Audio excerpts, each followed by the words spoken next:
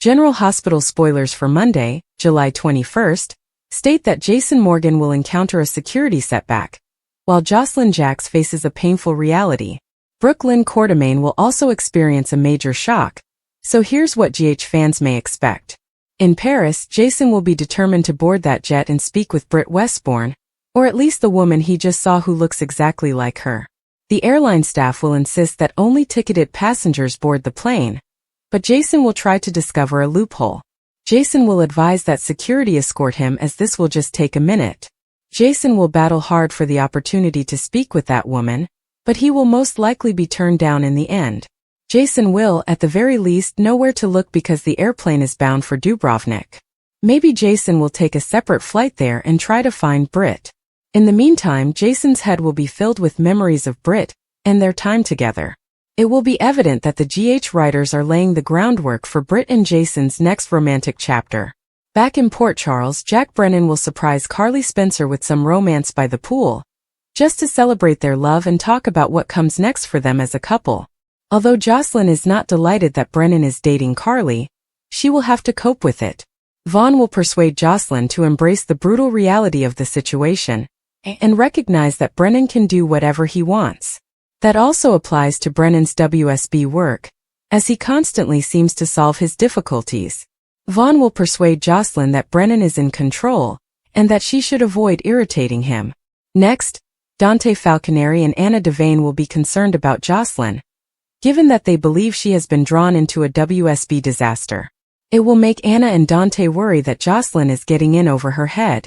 Lucy Coe will make a bold move that Brooklyn will not expect. It appears that it will involve some airtime on Home and Heart, so will Lucy call Lois Chirulo back suddenly for an urgent appearance? Jason Morgan is still unable to believe his eyes, or perhaps his sixth sense. He didn't look up or in her direction, but he knew someone who resembled Britt Westbourne had walked by him. By the time he caught a glimpse of her face, she had boarded, but not Jason's aircraft. He asks a flight attendant to allow him board the plane without a ticket so that he can speak with a certain passenger. Will he obtain what he wants, given that he can't use his hitman talents to keep the man at gunpoint? If not, Jason refuses to give up. If Britt is still alive, he knows he must find her. Dante had previously staked out one airport, observing Vaughn and Josslyn through security cameras. He was amazed that Anna was not surprised to see Vaughn with Josslyn. As they discuss this change of events, everyone wonders if Josslyn has any idea what she's gotten herself into. Probably not. She asks Vaughn how Jack can do anything he wants and get away with it. Josslyn's mother is similarly unaware as she has some romantic moments with Jack at the Metro Court pool, discussing their future plans. Jack may be in for a big surprise when his future is quickly shattered, and he witnesses Carly's rage.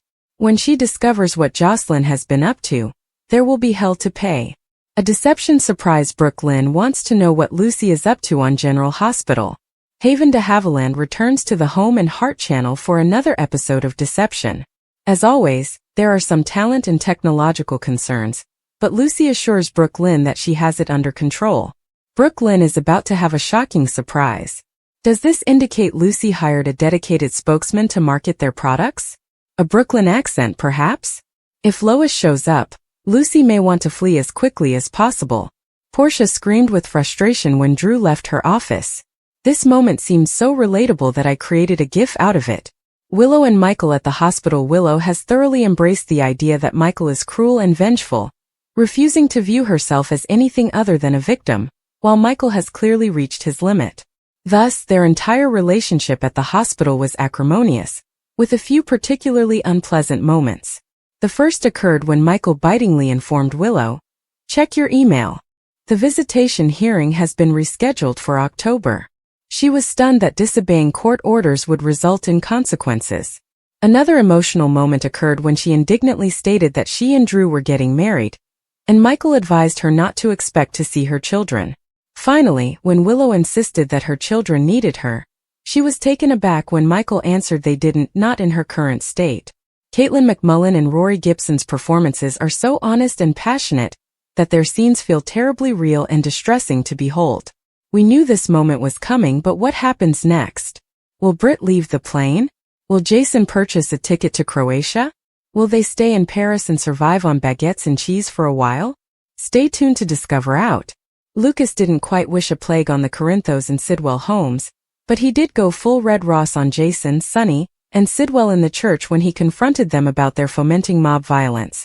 He warned them that if something happened to Marco, innocent blood would be shed, and that if the fighting continued, more innocent people would be harmed.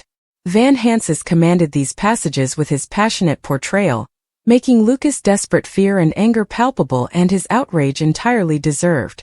It was as if Nina brought a knife to a gunfight in the hope of outwitting Tracy. Instead, Tracy startled Nina by revealing her knowledge of Nina's consorting with Drew and promptly informing her that she would be in charge. Tracy has the advantage for the time being, but as Nina was leaving, she got that crazed look in her eyes and screamed that Tracy had played with the wrong bitch. So who knows what fights these two will face. Dear GH writers, please script an epic conflict between Tracy and Nina. It may be similar to the Thrilla in Manila for General Hospital fans. Welcome back, Kathleen Gotti. You have been missed.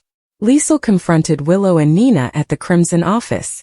Liesl didn't hold back, probing Willow about her questionable choices and addressing Nina directly. There is something very wrong with your daughter, and you don't have the luxury of living in denial right now. With any luck, she will be the weapon required to finally defeat Drew. Yes, I can definitely get behind Portia. A better Portia turned up at Curtis' office to inform him that she had reached her limit with Drew's newest demand to make Michael appear addicted to opioids. Honest, repentant, and determined to face the consequences of her mistakes, she stated, "I'm not okay with losing my medical license. I'm not good with going to jail, and I'd sooner die than shatter Trina's heart. But she'll see that her mother is standing up. At the very least, she will realize that her mother refused to belittle. I mean, who is Drew Kane? An empty man with a fake grin and a congressional seat? No, he does not get to win." Brooke Kerr was simply amazing in these sequences. Portia's anxiety faded as her annoyance, fury, and feeling of responsibility fused into a steely resolve to finally dismantle Drew's authority. I hope Sasha and Daisy return soon, but I appreciate that they chose to live with Robert and Holly rather than hiding in some strange spot by themselves. It was heartwarming to witness a happy Robert bond with his daughter and grandchild. Nevertheless, it made me laugh that they didn't even try to explain where Holly was. I appreciate how they portray Rocco and Danny acting like ordinary teenagers. They are two wonderful kids who occasionally make errors and are doing their best to deal with their unusual life situations. Finn Carr and Asher Antonazan did an excellent job of shaping Rocco and Danny as genuine, interesting, and entertaining characters. Liesl's interactions with Rocco provided a balanced portrayal of Britta's complex nature. However, several inconvenient details were kept out, including Britt's pregnancy as a trap for Patrick. It was also her idea to use Lulu and Dante's embryos, and she was the one who implanted them in Britt. Britt also knew Maxie was attempting to pass off her baby as Lulu and Dante's. Instead of revealing Maxie's secret, Britt pressured her into assisting her in sabotaging Sabrina Santiago's nursing profession in order to reestablish her relationship with Patrick. At the moment, Liesl would have done everything to help Britt's father, Nasty Faison. She kidnapped Ben/Rocco and took him to Faison on Cassadine Island, where she assisted him in holding Robin Scorpio Drake hostage while convincing everyone that Robin had died.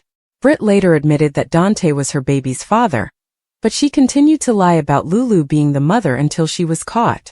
After the truth was revealed, Liesl kidnapped Ben/Rocco again, and Dante had to save him. Later, Britt guarded Brad's secret of passing off Michael and Nellie's baby as his and Lucas.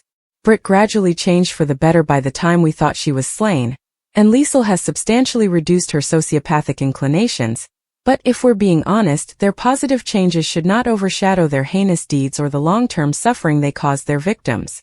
Your dog just ate my shoe for breakfast. Anna telling Emma that Outback ruined her irreplaceable shoe. You shouldn't lie in a church because you could be struck down on the spot. Sunny to Sidwell, I'm not going to sit back and do nothing and then have you waltz up to me at his funeral, Joe's funeral, and say, "Oh, sorry, my bad." Tracy telling Nina she was not going to back down from her efforts to drive Sunny out of town. Willow's impressed with your chest thumping, not me. Carly responds to Drew's threats. Didn't matter that it wasn't allowed. Michael responding to Willow's excuse for orchestrating a run-in with Wiley at the pool. Dante, In a house where 97 people are currently living on top of each other, she left that file out in the open. Lulu disagreeing with Dante's assertion that Brooklyn didn't mean for Rocco to find his file. She wasn't imprisoned by the useless social niceties that paralyzed many women. Liesl describing Britta to Rocco. How did a devoted mother who carried her child to term while battling stage 4 cancer manage to lose custody of her children? Liesl questioning Willow about losing custody of Wiley and Amelia. Is that why you couldn't resist his charms, or did you misread your own gratitude for affection? Liesl questioning Willow about how she fell for Drew. Drew must have a skeleton in that walk-in closet of his. Liesl talking to Nina about finding leverage on Drew. I mean, who is Drew Kane anyway? An empty man with a phony smile and a congressional seat? No, he doesn't get to win. Portia telling Curtis that she was done being under Drew's thumb. Carly's Alicia dress by Rice. Love a mixed pattern and am strangely obsessed with stripes. Portia's Gasco top by Iro. Slightly boho, comfortable, yet stylish. Pantone's color of the year for 2025 is Mocha Mousse. Benjamin's Moore's is Cinnamon Slate and General Hospital's is orange/reddish orange. Is it somebody in the wardrobe department's favorite color? Was there a surplus sale on orange clothes at the store? Is there a symbolic meaning? Inquiring minds want to know. Emma's dog treating Anna's irreplaceable shoe like a chew toy and Gio accidentally taking Anna's last toaster pastry only to offer it back to her with a bite out of it was probably one of the most realistic life with kids moments they've shown in a long time. I will do anything for you, but I won't do that. Apparently Sidwell will do anything to protect Marco unless it involves giving in to Sunny. Adorable baby Daisy grew hair like a chia pet on the plane trip to France. I question why the courier wore stilettos with her bikini at the pool, but apparently it's quite the trend right now. Nina should give a TED talk on how to get away with using poor decisions to make bad situations worse. Please give Isaiah a story so he doesn't have to go around listening to everybody's problems. So ever since Lulu woke up, Dante has either been mad at or irritated with her about something, but he seriously expected her to extend grace to Brooklyn as easily as he did? Click the discuss button to the left or at the top of the page to join in the conversation, and catch new episodes of General Hospital on ABC and Hulu. Want more General Hospital? Be sure to check out The Scoop for spoilers, daily recaps, 2 Scoops for weekly commentary, the Daily YAPP, and the General Hospital page for the best of the week and more features on Soap Central. Jason Morgan had always believed that preparation was the best defense. His life was built on security measures, tight protocols, trusted contacts, and gut instincts that rarely let him down. But lately something had shifted.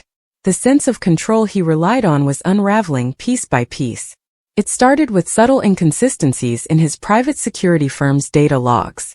Systems that were once airtight began showing signs of tampering. A camera feed that should have captured the back alley of Volanino's went dark for a full 2 minutes before flickering back online. At first, Jason thought it might have been a tech glitch, but the deeper he looked, the more apparent it became that someone was poking holes in his network. Jason didn't trust easily, so the discovery left him rattled. Brick had flagged several IP anomalies traced to a location not far from the Quartermain estate, but that didn't add up. Whoever was behind the breach wasn't looking to destroy anything. They were observing, monitoring, tracking movements. Jason had dealt with federal eyes before, even enemies inside the mob who sought power grabs through surveillance. But this was more personal, too targeted.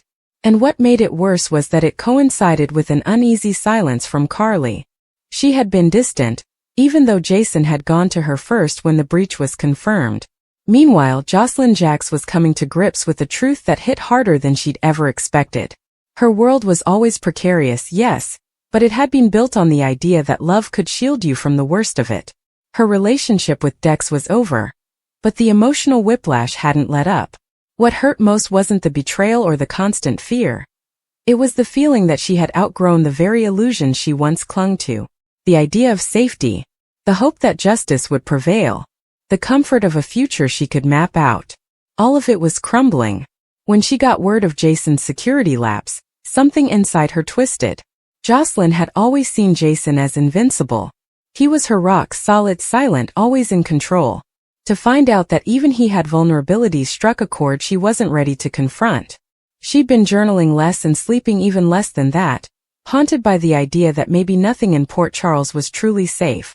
Not the hospital, not the docks, and certainly not the people she loved. Josslyn knew more than she let on. She had overheard a conversation between Brick and Jordan at the Metro Court Bar. Something about internal monitoring and redirected traffic. It sounded technical, but what she gleaned from it was clear.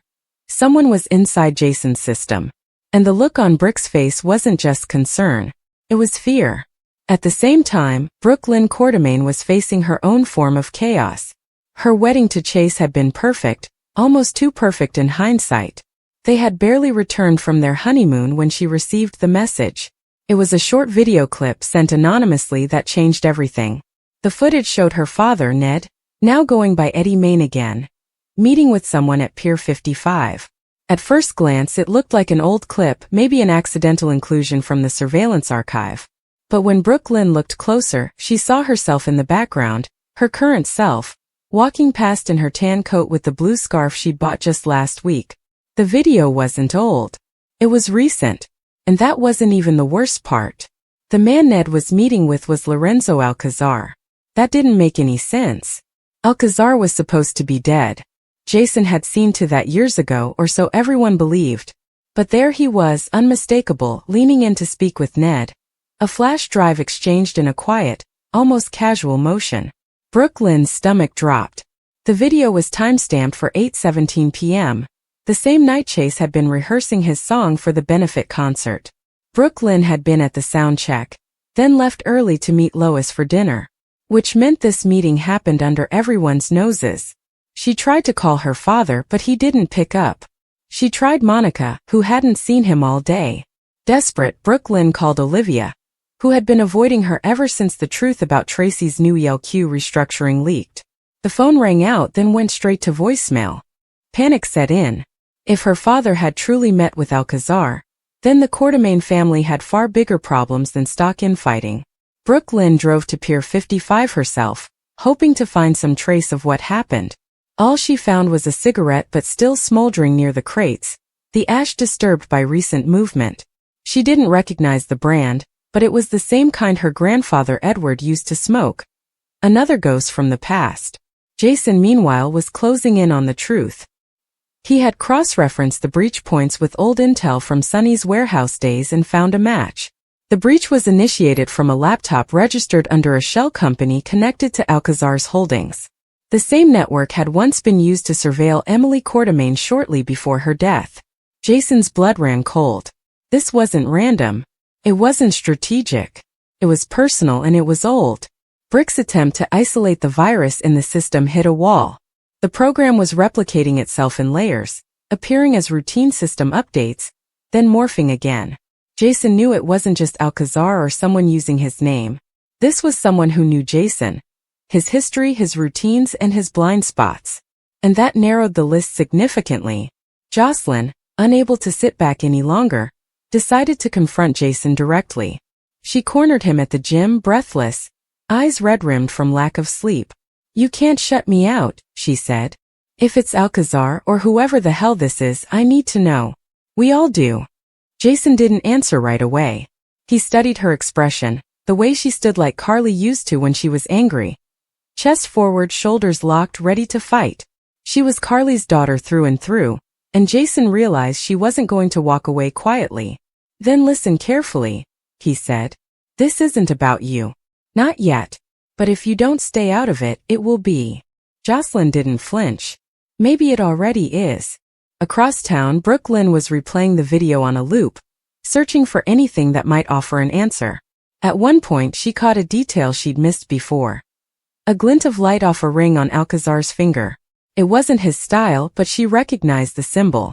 It was from a secret society her great-uncle Victor once warned her about. A shadow organization that had ties to multiple families in Port Charles. The implications were dizzying. Brooklyn realized she couldn't go to Chase with this. Not yet. He was a cop, and protocol would force him to turn over the video, even if it meant risking her father. She needed a different kind of help, someone who understood loyalty more than law. She reached out to Sonny, or rather tried to, because Sonny was missing. Calls went unanswered. His penthouse was empty. Dante was already working a missing person report quietly, trying to keep it off the books. But it was clear that Sonny's disappearance wasn't voluntary. Jason was already a step ahead. He had traced the last digital ping from Sunny's burner phone. It went dead after a signal bounce from an abandoned dock in Canada. If Alcazar was alive, he was playing the long game. And now he had Sunny. Everything was unraveling. Jason's security, Josslyn's emotional foundation, and Brooklyn's family. All compromised by ghosts who weren't staying buried. Port Charles was once again on the edge of something dark, something deliberate. The town had seen wars before, but this was something older, deeper. And no one was ready.